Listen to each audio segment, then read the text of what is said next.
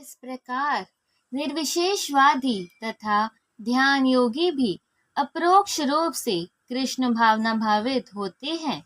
प्रत्यक्ष कृष्ण भावना भावित व्यक्ति सर्वोच्च योगी होता है, क्योंकि ऐसा भक्त जानता है कि ब्रह्म और परमात्मा क्या है।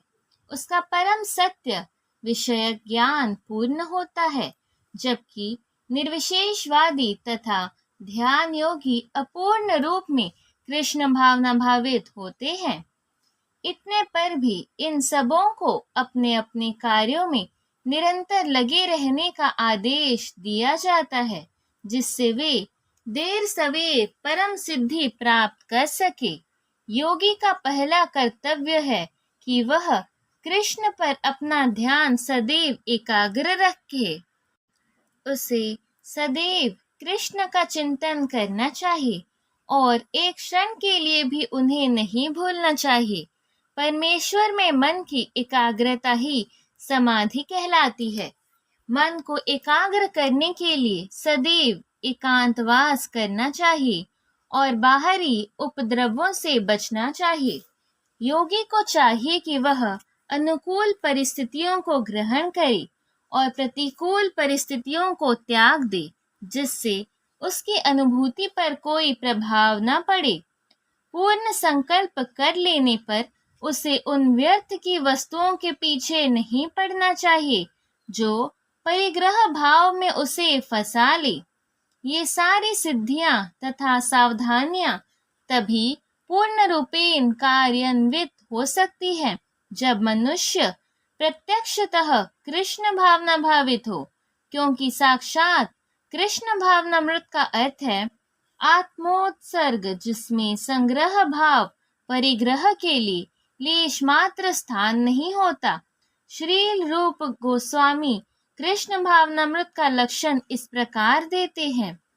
जब मनुष्य किसी वस्तु के प्रति आसक्त न रहते हुए कृष्ण से संबंधित हर वस्तु को स्वीकार कर लेता है, तभी वह परिग्रहस्त्व हो से ऊपर स्थित रहता है। दूसरी ओर जो व्यक्ति कृष्ण से संबंधित प्रत्येक वस्तु को बिना जाने त्याग देता है, उसका वैराग्य पूर्ण नहीं होता।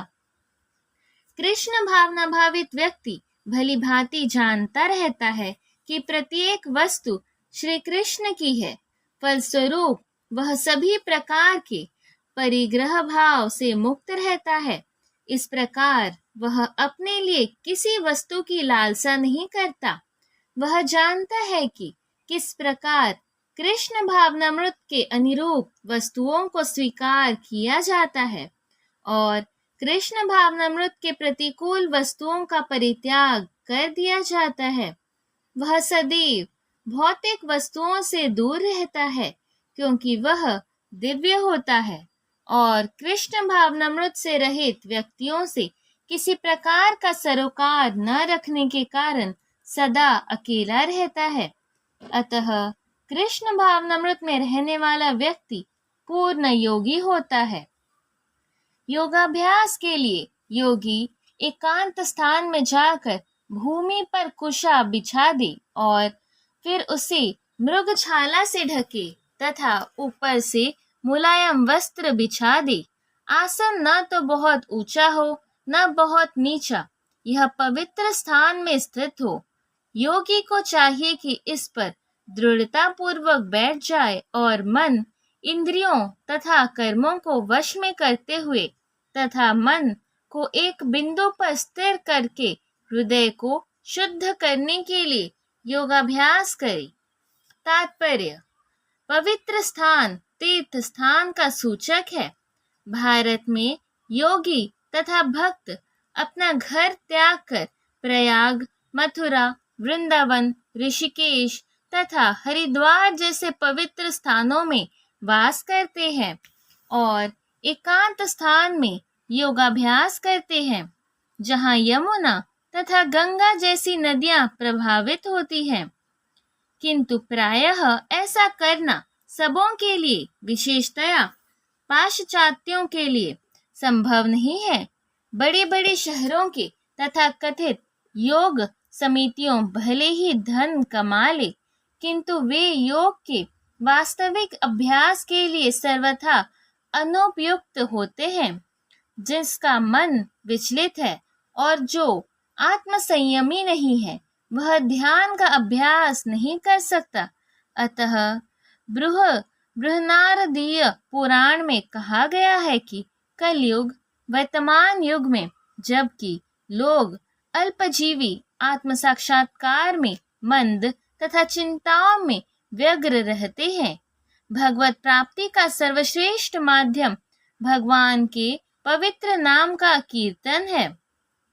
कलह और दंभ के इस युग में मोक्ष का एकमात्र साधन भगवान के पवित्र नाम का कीर्तन करना है।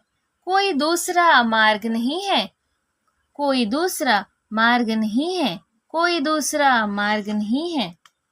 योगाभ्यास करने वाले को चाहिए कि वह अपने शरीर, गर्दन तथा सिर को सीधा रखे और नाक के अगले सिरे पर दृष्टि लगाए।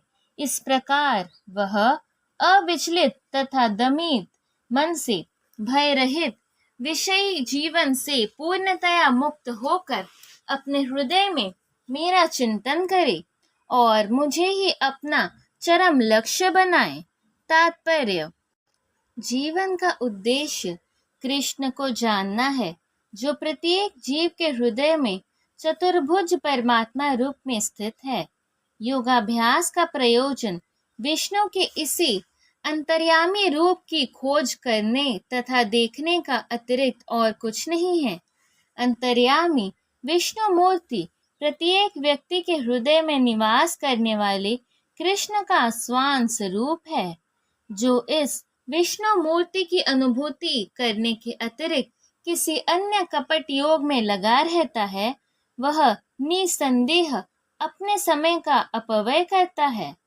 कृष्ण ही जीवन के परम लक्ष्य है और प्रत्येक हृदय में स्थित विष्णु मूर्ति ही योगाभ्यास का लक्ष्य है। हृदय के भीतर इस विष्णु मूर्ति की अनुभूति प्राप्त करने के लिए ब्रह्मचर्य व्रत अनिवार्य है। अतः मनुष्य को चाहिए कि घर छोड़ दे और किसी एकांत स्थान में बताई गई विधि से आसीन होकर रहे।